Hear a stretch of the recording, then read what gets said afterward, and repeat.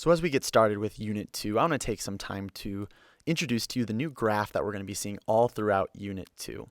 And it looks similar to the graph that we saw production possibilities curves back in Unit 1, but there's a big difference because production possibilities curves ended up having the goods on either axis. But in here, it's going to be a lot more like what we see in math class.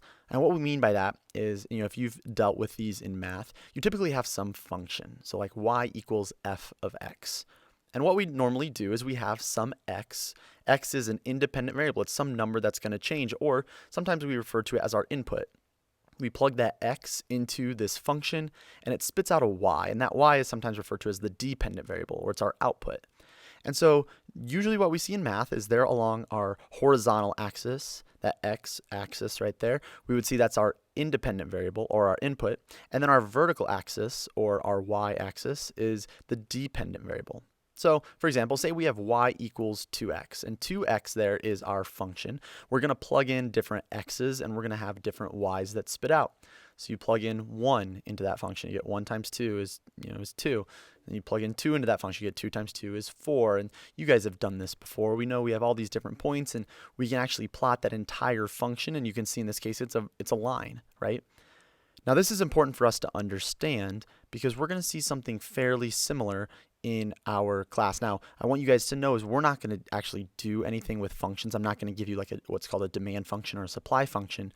But I want us to understand this graph because for some reason, a long time ago, economists thought they would be difficult.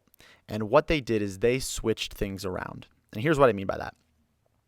What we're going to see, the way we label these axes in our class is we're going to have our price here on the y-axis.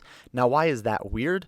Well, because in economics, the price is actually the independent variable, right? It's the input. And that's backwards from what we're used to. Because in math, we typically see that independent variables along the horizontal or the x-axis. And so this is a little bit different here. And then we see our other one is going to be quantity. So our horizontal axis is going to be quantity, and that's actually the dependent variable. It's going to be the output. And price is just, again, it's just the market cost in dollars of any product that we're going to be talking about, and the quantity is the amount of that product. So what we're saying here is that our price is going to end up determining the quantity of the good. Right? So the price is independent. The price will change, and that determines the amount or the quantity that's going to either be supplied or demanded. So looking back at this and how this all connects Unit 1 into Unit 2, we said back in Unit 1 as we were talking about economic systems that buyers and sellers make decisions of how, what, and for whom to produce in a free market economy. But what we really need to understand is how are they making these decisions?